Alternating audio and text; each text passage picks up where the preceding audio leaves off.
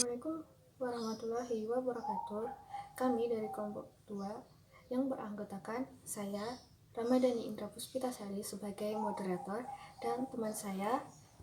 Perkenalkan, nama saya Iva Halia Safira. Di sini saya sebagai audiens.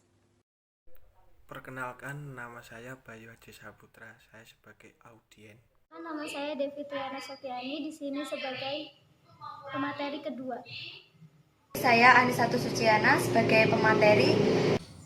Assalamualaikum warahmatullahi wabarakatuh.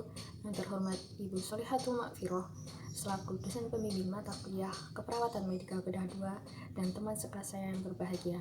Puji syukur marilah kita panjatkan kepada Allah Subhanahu wa taala atas rahmat berupa kesehatan dan sholawat serta salam semoga tetap terlimpahkan kepada Rasulullah SAW. Topik yang akan kita bicarakan mengenai penyakit stroke. Saya selaku moderator akan memimpin jalannya diskusi ini.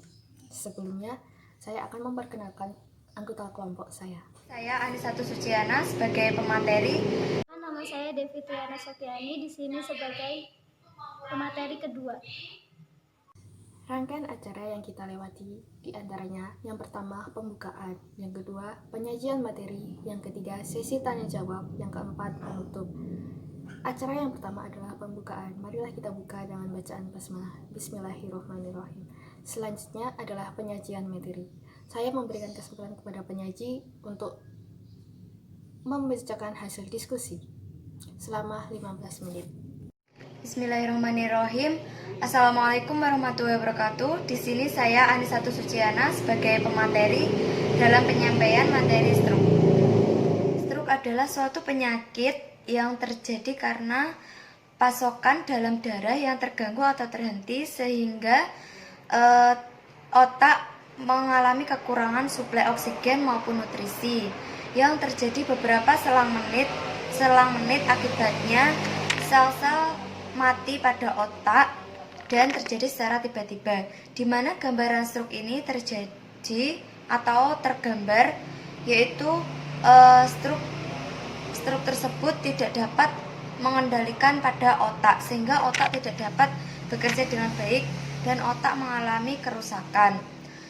Seperti halnya kekakuan pada wajah, kesulitan bicara, dan kekakuan dalam bergerak. Selanjutnya saya akan membahas tipe-tipe stroke. Yang pertama, stroke pendarahan, yang kedua, stroke penyumbatan. Berikut ini gambaran tipe-tipe stroke. Yang pertama, jenis stroke pendarahan. Akibat dari stroke pendarahan yaitu ada beberapa ataupun satu pembuluh darah yang pecah pada otak. Yang kedua, stroke penyumbatan yaitu di mana stroke penyumbatan yang terjadi akibat penumpukan pada lemak maupun kolesterol di dalam darah sehingga oksigen maupun darah sulit untuk mengalir. Sama halnya seperti pipa selang air, di mana pipa selang air tersebut dapat terhambat karena ada penumpukan kotoran, sehingga penumpukan kotoran tersebut menghambat suatu perjalanan air yang tidak bisa mengalir secara lancar. Berikut ini ada beberapa tanda dan juga gejala pada stroke. Yang pertama yaitu wajah tidak simetris, di mana wajah kiri dan kanan tidak simetris atau tidak seimbang. Yang kedua, pandangan kosong atau bingung. Yang ketiga yaitu gambar di mana pasien ini mengalami kemencengan dalam bibir maupun wajahnya serta gangguan pada tangannya yang mengatuk. Yang keempat pandangan kabur atau pandangan ganda, di mana pasien tersebut mengira bahwa pandangan tersebut kabur ataupun ganda. Yang kelima yaitu kesulitan dalam bergerak karena suplai oksigen maupun darah yang tidak lancar sehingga pasien tersebut mengalami kesulitan dalam bergerak. Sedangkan yang keenam yaitu nyeri kepala dan yang ketujuh mual dan muntah.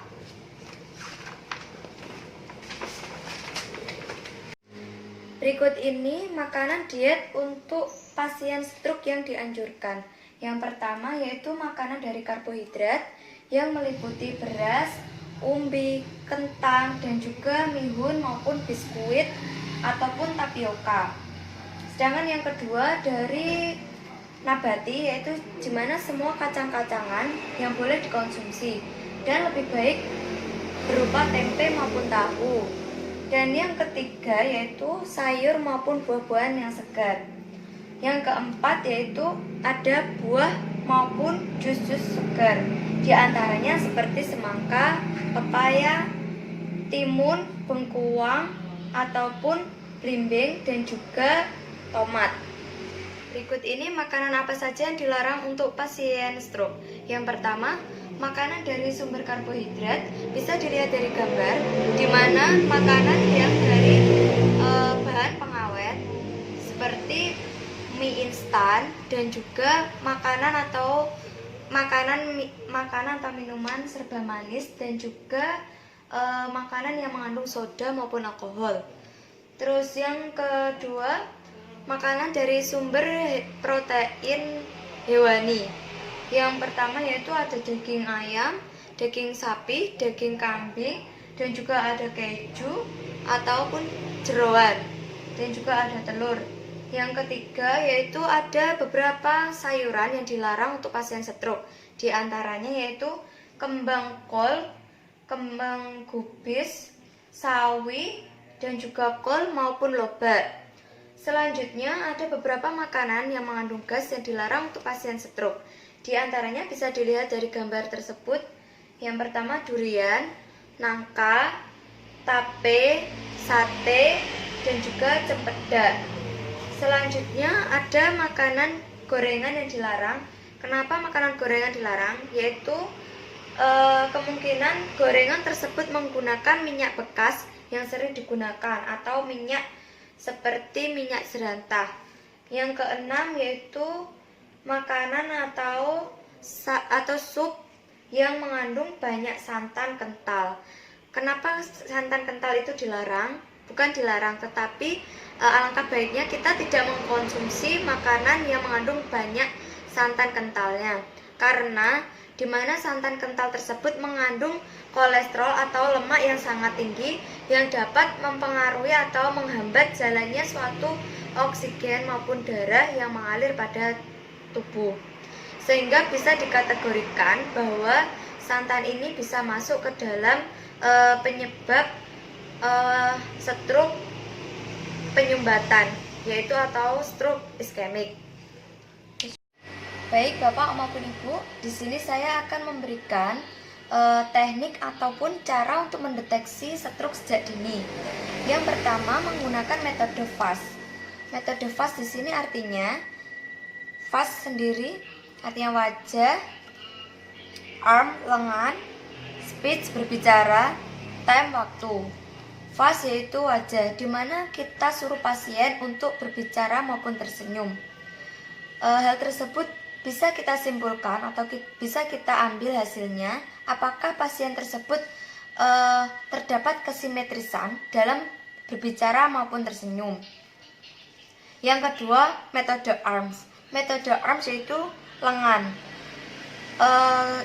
Kemudian kita berikan pasien ataupun arahan untuk pasien memegang suatu benda.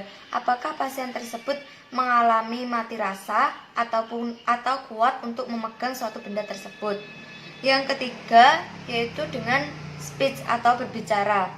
Di situ kita bisa menyuruh pasien atau mengarahkan pada pasien untuk berbicara. Apakah ada kekakuan atau kesulitan berbicara ataupun ada cadel maupun pelo dalam pasien berbicara tersebut.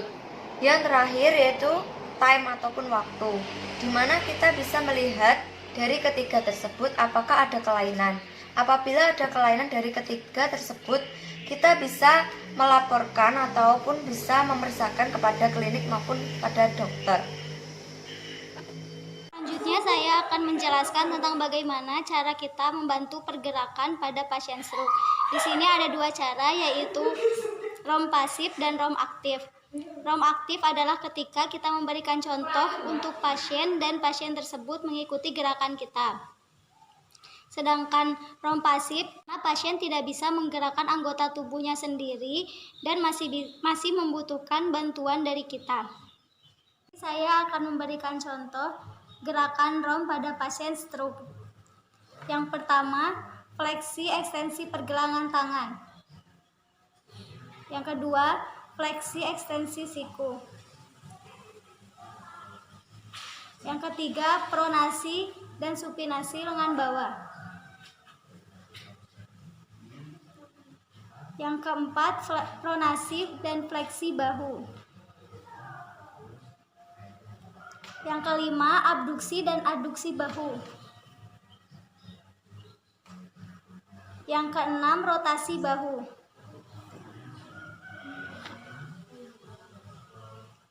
Yang ketujuh, fleksi dan ekstensi jari-jari kaki. Lalu inversi dan eversi kaki. Fleksi dan eksternal pergelangan kaki. Lalu fleksi dan ekstensi lutut.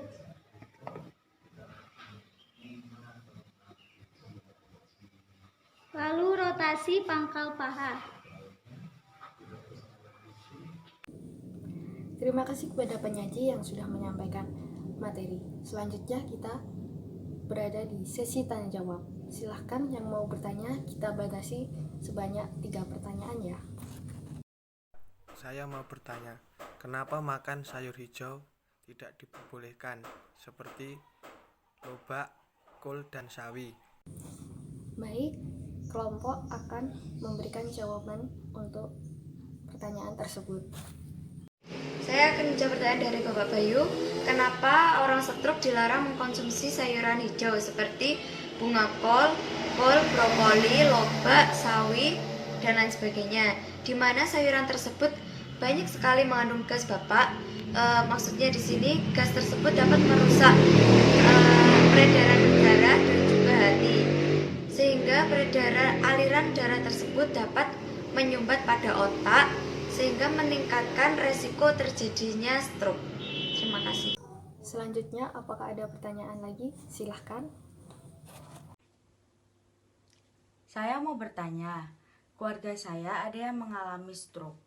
Di sini beliau mengalami hanya sebagian kanan saja. Beliau sadar, tetapi yang terkena stroke-nya tidak bisa digerakkan. Untuk bagaimana cara melatih beliau, itu apa bagian kanannya saja atau keduanya? Terima kasih. Baik, sepertinya akan langsung dijawab oleh kelompok. Silahkan kelompok menjawab. Saya akan menjawab pertanyaan dari Mbak Safira. Menurut saya, jika pasien tersebut mengalami stroke hanya bagian kanan saja, maka ROM tersebut dilakukan pada bagian yang terkena stroke saja, tidak dengan keduanya. Untuk pertanyaan terakhir, apakah ada yang ditanyakan lagi? Silahkan. Saya ingin bertanya, kenapa santan menjadi pemicu utama terjadinya stroke? Baik, saya kira kelompok akan menjawabnya langsung. Silahkan kelompok menjelaskan jawabannya. Saya akan menjawab pertanyaan dari Bapak Bayu. Kenapa santan menjadikan pemicu sebagai seseorang bisa terjadi stroke? Karena stroke penyumbatan disebabkan oleh banyak kolesterol maupun lemak yang tertimbun, sehingga sulit oksigen maupun suplai darah yang masuk karena tertimbunnya oleh lemak maupun kolesterol. Salah satunya yaitu contoh seperti selang pipa air, di mana selang pipa air itu bisa tersumbat karena banyaknya kotoran yang menumpuk, sehingga air tidak bisa mengalir secara lancar. Begitu juga dengan peredaran darah maupun oksigen atau nutrisi pada aliran tubuh.